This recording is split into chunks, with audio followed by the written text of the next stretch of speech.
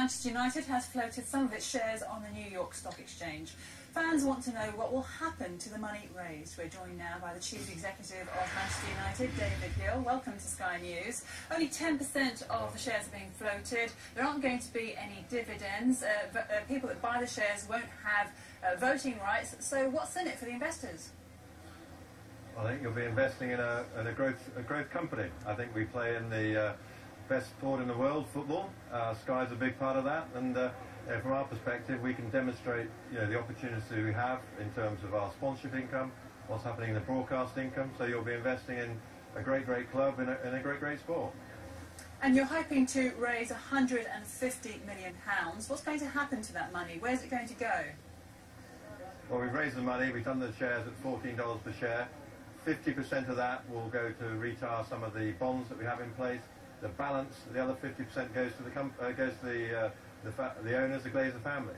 So £75 million is going to go into the pockets of the Glazers. Do you think that's going to go down well with fans? I mean, surely that money should be being used to pay off some of the huge mountain of debt that Manchester United has.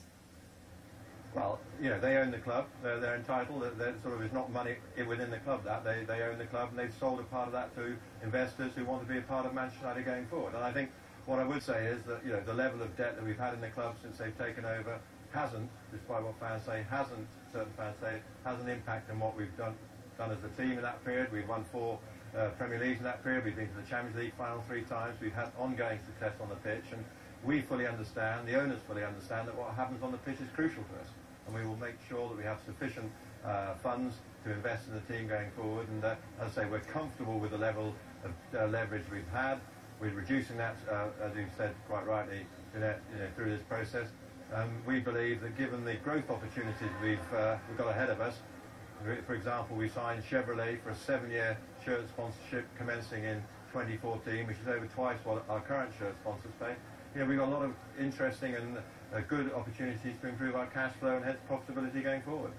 You say Manchester United are doing well, but you lost out to the Premier League title to Man City last season, which is backed by the Abu Dhabi ruling family, which has poured lots of money into it. Why don't you use this money raised for the transfer market and really invest in players in order to ensure the future success of the club?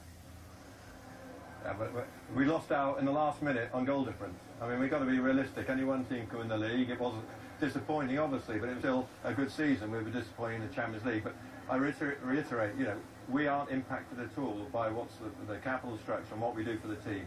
I've been in this business for 15 years.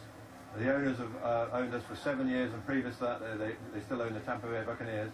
Do you think Alex Ferguson will be sort of not wanting to invest in the team? Do you think he would take that? The success we've had, the players we've bought, we fully understand what Manchester United means to everyone following it around the world. We fully understand we need a successful team. So, without doubt, we have sufficient funds to invest properly and sensibly in our playing squad. We've got great academy kids coming through as well. So we're very comfortable that we have the resources to ensure that Manchester United continues to be at the top of world club football.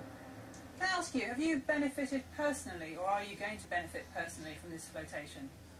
The shares of, there is an executive share scheme, but the details of that are yet to be decided and whatever. But I mean, not in for that. I'm well remunerated. I understand that. This is being done for the future of Manchester United. So I think it's not something that worries me or interests me. So the answer to that is yes, you are going to benefit. I don't know. I haven't seen it. It's not uncommon for executives of any corporation, whether it's listed or even if it was a private company, to benefit as the company meets its goals. As long as that is an appropriate sort of remuneration, reflects the demand for talent, etc., then I'm very comfortable with that. But as I say, I have no details to give you today. But let's see.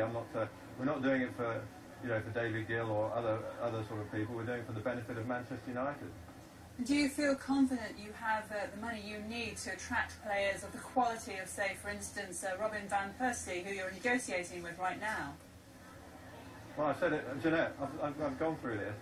Manchester United, ever since I've been involved with it, ever since the Glazer family has been involved, have sufficient funds, will continue to have sufficient funds to attract and try and retain the best players. We've done that. We will continue to do that. And that's a key part of our business model. What happens on the pitch is a key factor as to what happens off the pitch. We understand that. It's a simple sport, and we're very comfortable, as to what we want to do in the transfer market, both this window and going forward. So what's the latest on Van Persie? Where are you at the...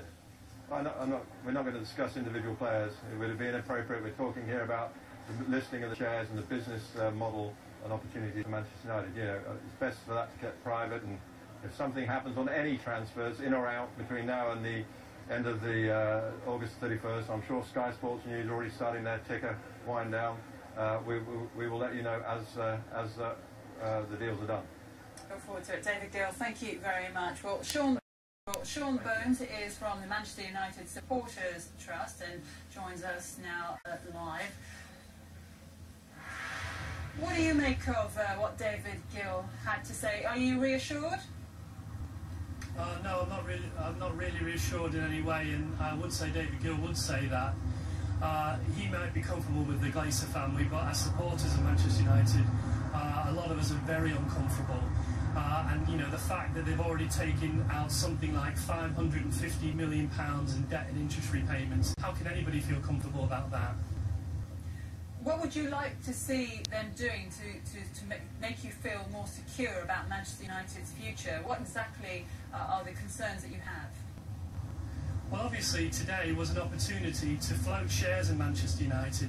These shares could have had equal voting rights for all the supporters of Manchester United, not 1/10 voting rights. So the Glazers keep total control. All of the money could have been used to pay down the debt, but the Glazers have decided to trouser half of it. Of the other half that's being put into the club, I think you'll find that the club are meeting the expense of setting up the IPOs in Hong Kong, Singapore and in New York. That can't be right. And at the end of the day, we feel that the Glazers see Manchester United as a cash cow, and now is milking time, and they're milking so ferociously there soon won't be any milk left. And as supporters, I feel that we all have to do as much as we can to remove the Glazer family from Manchester United. But supporters are pretty powerless, aren't they? Because the sums involved in Manchester United are so huge, and there have been attempts by supporters to try and gain a share of the club, but the Glazers are being very clever here. They're not allowing anyone who buys shares to, for instance, have voting rights, as you were saying. Well, supporters aren't powerless. The Glazers have said we have something like 659 million supporters around the world. The job of Musk is for everyone to try and draw together, to act as a conduit. We've already asked supporters to consider boycotting the sponsors of Manchester United. We know that's having an effect. Already 1.5 million messages in the last few days has been sent out to the bankers and the sponsors, and it's having a real effect. Now, if people care about the club, they have to consider all this money leaving the club. It's got to stay in Manchester United. We as supporters contribute all the money that goes into Manchester United, directly and indirectly, and that money should stay in Manchester United and be used for the good of Manchester United. It shouldn't leave Manchester United into the pockets of the Glazer family in Florida. And it's our job and our responsibility to protect this club and to do everything possible to remove the Glazer family from Manchester United.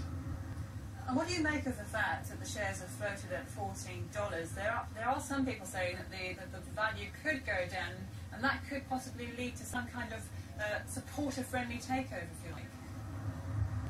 Well, we felt that Morningstar had got the valuation right, somewhere in the region of $10 or under. They didn't get the quote that they were looking for. They were looking for something like $16 to $20. We were told by sources yesterday that they closed the book in the afternoon and that they had a full book and that it was oversubscribed. Obviously, that wasn't the correct information. And I think it's important that, as supporters, it's up to us to do our best for Manchester United. And you can say 550 million's left already. How much more is going to leave? They could take the same amount out again. And even when the debt is paid off, what's to stop them continuing to take funds out of Manchester United? I think we've got to draw a line in the sand and say, we're not going to accept what the Glazers are doing to Manchester United.